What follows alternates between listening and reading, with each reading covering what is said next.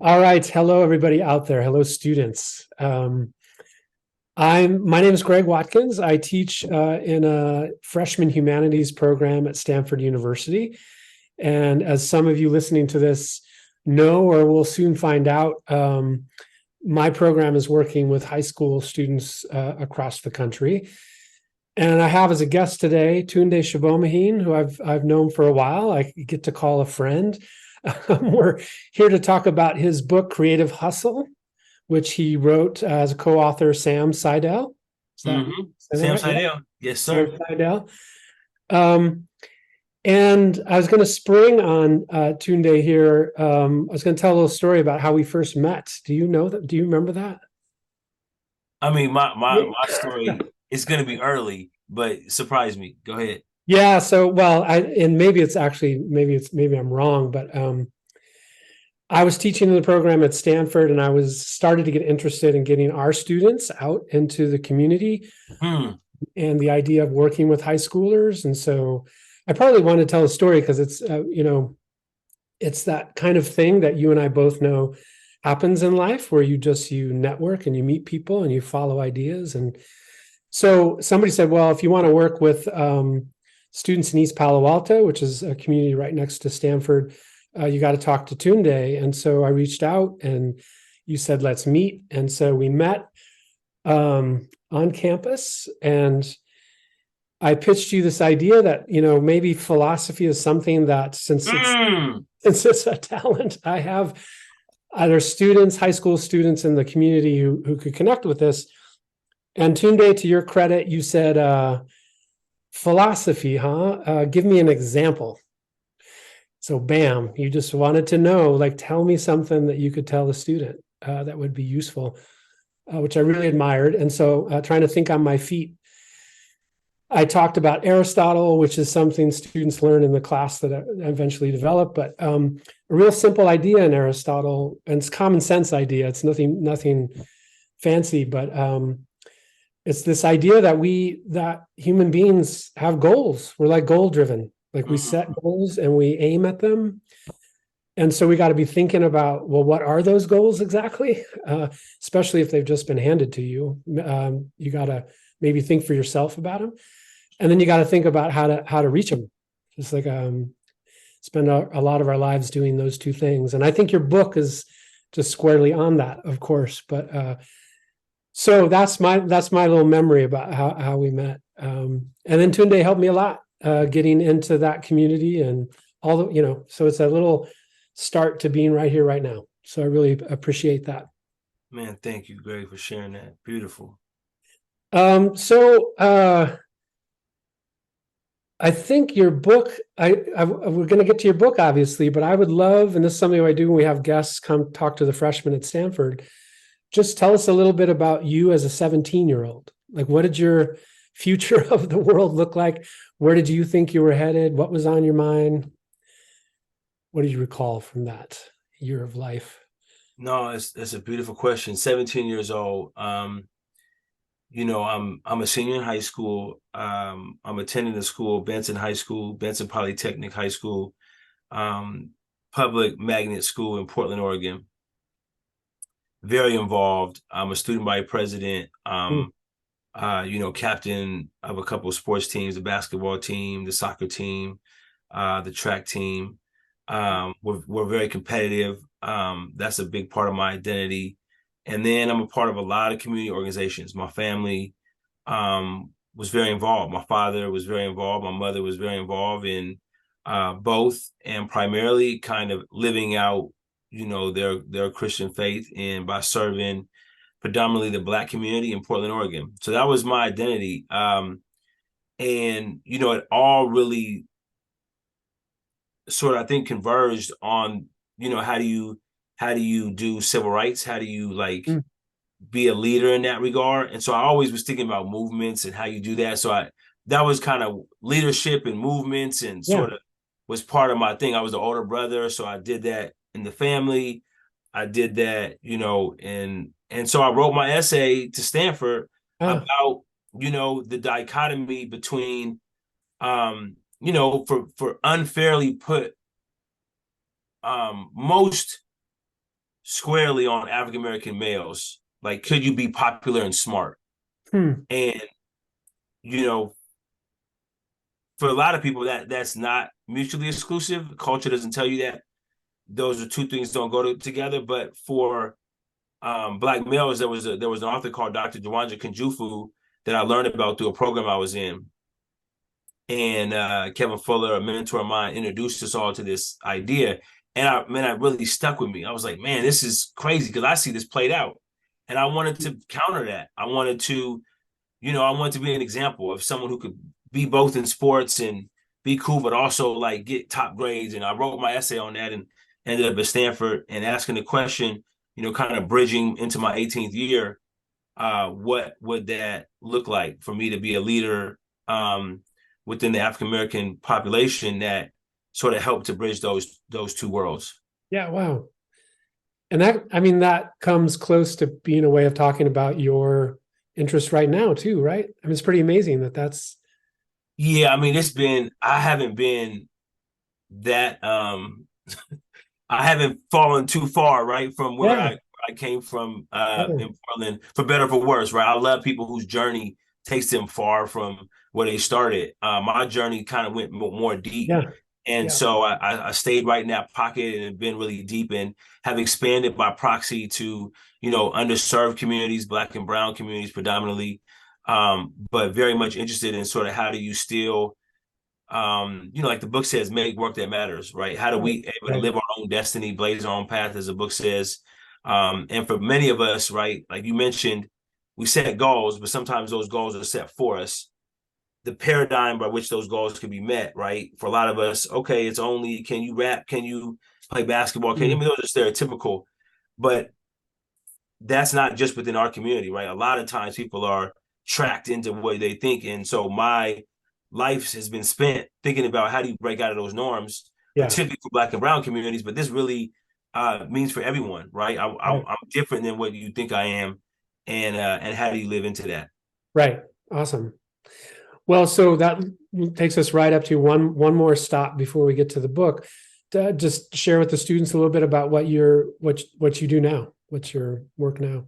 Yeah, so I'm a founding CEO of an organization called Street Code Academy. And Street Code Academy is right in the middle of East Palo Alto. And you talked a little bit about your desire to kind of connect it with that community. But it's a beautiful community in the heart of Silicon Valley, right across the way from Stanford University, right across the freeway from Stanford University in Palo Alto is a community called East Palo Alto. It's a beautiful city because it was born out of really a lot of the injustices. But what that did was sort of create a community that wanted to fight and bring justice into Silicon Valley and bring justice into the world.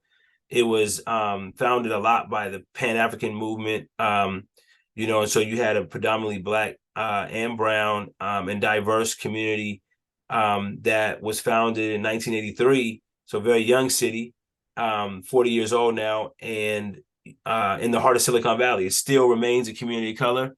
But we're thinking about Street Code Academy is thinking about what does that mean when that community connects with the local economy of technology and innovation. So we think about connecting communities of color with technology and innovation.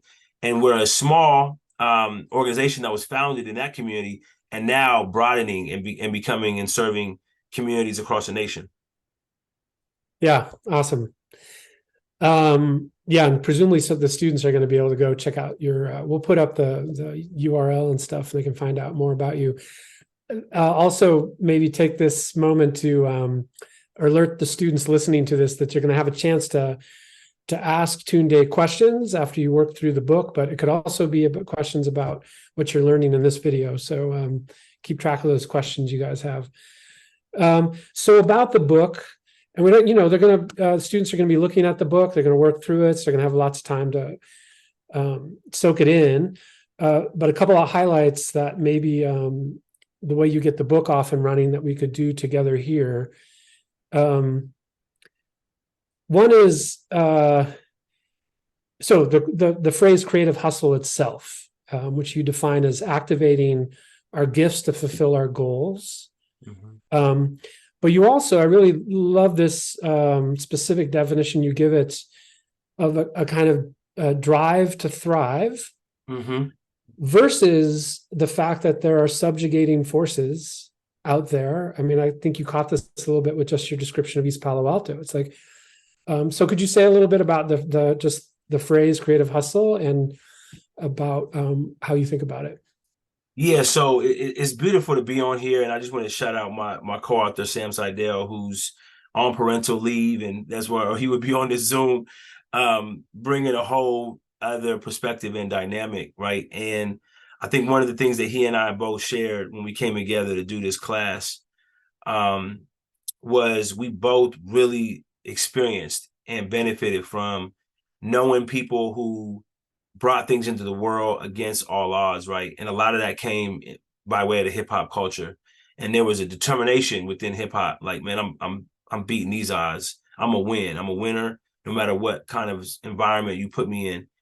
And so that was that word hustle, right? That was that, like, I'm gonna make a lot out of a little. And hustle has a lot of connotations, right? I think we talk about that in the book, right? You can associate it with a negative thing. You can associate it with a dance step. There's a lot of things you could do, but for us, it meant that innovative drive. And then the creativity spoke to like this bigness, right? Like the magnitude of what you could imagine and breaking out of what's possible. Um, and that also, very much aligned with what hip hop culture has demonstrated, but also what we've seen, whether it be in our own life or people's lives around us. We really appreciate that. So we wanted to combine what we call like imagination and action. We wanted to not just think big, we wanted to put it in practice and actually do it. And we didn't just want to just do it just for the sake of just being on it. No, we wanted to do it with big dreams attached. And so that the combination of that led to like this creative hustle, people who are doing things that you could never imagine in ways you couldn't imagine, to do really, really amazing things in the world. And it wasn't just the one out of a million, Hmm. although those are inspirational, but it's people to the left and to the right of us who are doing amazing things. And I think about, I mean, I'm listening to you, Greg, and my story of you, Greg, is as a coach, and you as a coach, and I say that in the best of words, right? You're a professor, you're an innovator, you're a philosopher, you're a parent, you're a lot of things. But I think that coach is a very strong word. And I remember you as someone who really cared about, me as a client, even without, it wasn't an occupation, right? And you poured so much thought and intention, and love, frankly, into me and to, loved ones and other people in the community. And that was really powerful, and to me, I look at you and I'm now listening to you talk to students who we can't see, who may not be at this particular time, right? Who are watching it and watching you create curriculum for people across whatever sphere. That's creative. That's hustle. That's creative hustle, right? And that you're doing that, right? As a professor who lives in Boise, connected to Stanford, working with it, like it's so much creative hustle to that, right? So we we admire people like you, right? And so we wanna live in that same way, and that's what creative hustle is all about. Yeah, awesome. And thanks. I feel the same way about you, Tunde. Very you've inspired me in this direction. I appreciate it. Um, well, so yeah, man, I was trying to resist just chatting all this out, but because here's a group of students who are going to look at your book, and part of the design of it, I haven't even connected you directly with Mike Taubman, their teacher, Mr. T. But he's trying to create a new kind of experience for them, because all kids finishing high school are having to think about, okay, the certain period of being a student is over, and whether it's college or something else, I'm fast on my way to providing for myself. Um, and I think one of the things I see in your work that I also care about is there's just not enough conversation about values generally. Just like we all have to make money, and you acknowledge that in the book. Like, but you as becoming an adult, you also have to develop the other values you're pursuing, even though you're making money along the way, and how to tie all of those together. So I was thinking, just the thing we end on is those three things you kind of end your introductory material on before you go into the profiles. which is to establish your code, Uh-huh. your values, know your network, what your relationships, and then to create rituals. Um, so I don't know if you want to say anything about those three, and or just anything you want to say to the students as they launch into these profiles in your worksheets. Well, let me say this to Mr. T and to students. I'm honored. I'm honored, like really deep down humble that you would take time in your precious lives, purposeful lives to sort of incorporate things that we've cared about. And I hope it is meaningful. I mean that from the deepest part of my soul. So yeah, you touched on these elements, and I'll tell you quickly how they came about.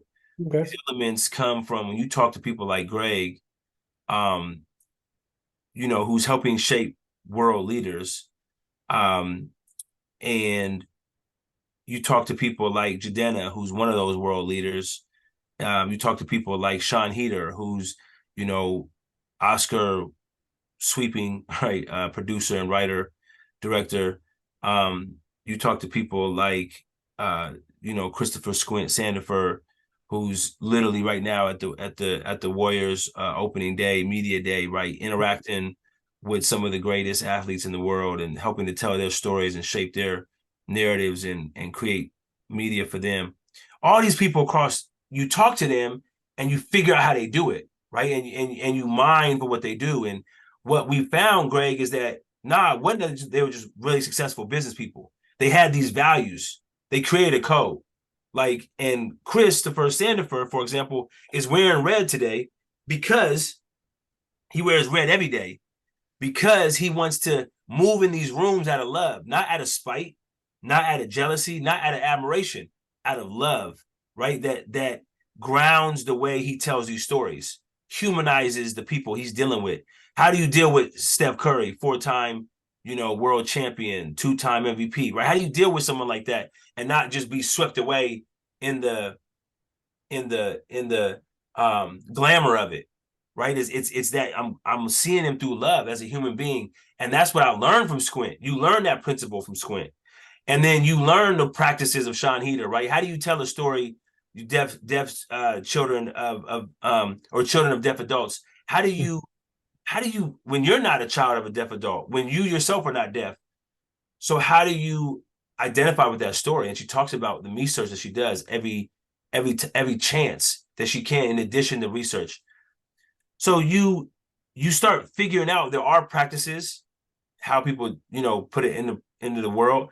There are people, right? How do you truly know your network in a community? I'm thinking about all the students there and the amount of resource they have, even within that classroom. Hmm. People sitting to the left and to the right of them, we're oftentimes think we got to have a Zoom call with Greg and Tune to figure out how can they move forward in their life. But really, the people left and right, behind and in front are people. How do you truly know them? How do you know their principles? How do you know their gifts? How do you know their goals? And that will help you out, right? So knowing your network, and then figuring out your own code and establishing your own principles. That's going to help ground you when it gets tough, because life is challenging for all of us. You have ups and we have downs, and those principles will help ground us. Yeah. Awesome. All right. Well, so we're sending them off into this great book. So we'll wrap it up here. All right. And the idea is for them to show up with some questions a little bit down the line, and we'll get together again and you can answer some questions from these students. Now I want to be in the classroom. You got me all warmed up. I want to be right there with them. That's Thanks. what I'm excited to follow up, and I'm really looking forward to it. I thought we were just getting started.